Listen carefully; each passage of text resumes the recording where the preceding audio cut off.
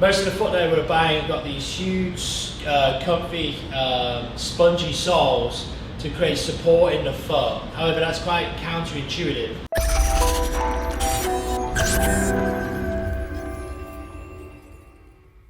Hey guys, Dr. Luke Stringer here from Advanced Health Chiropractic, and I want to talk to you today about your choice of footwear and how it can affect your lower back.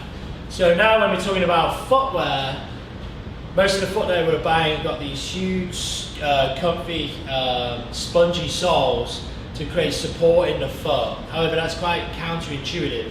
Obviously, we go back to prehistoric times. We are first and foremost bipedal, and we're built to be upright and moving without footwear. So this kept the foot and the ankle nice and stable, working all those little muscles.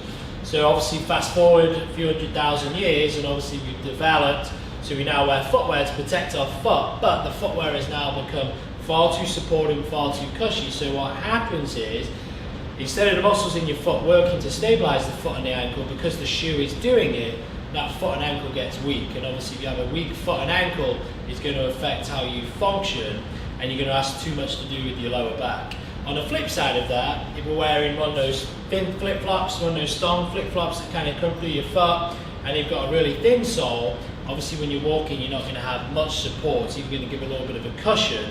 So what happens is every time you bounce, you're just going to continue to go into extension. So that's obviously going to create stress and tension in the lower back and create low back pain. So obviously the algorithm here is to find a good piece of footwear that fits you. So if you're watching in Chicago, this video and you're sitting in Chicago, there's a really good store called Feet Fleet. You've got some cool biomechanical equipment where you walk on a treadmill.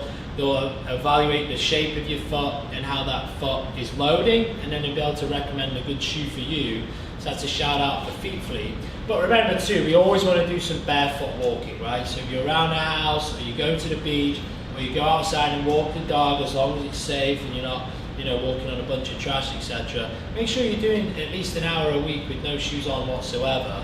It's going to have massive amounts of benefits, health-wise. There's some good research into earthing, of how we can essentially regenerate the body through walking on sand in the ocean.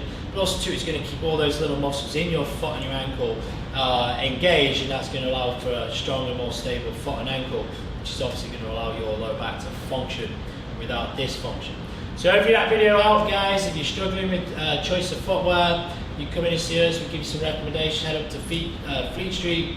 If you're watching on Instagram, make sure you follow the page and like the page. If you're on YouTube, subscribe and turn on the notification bell. See you guys in the next video.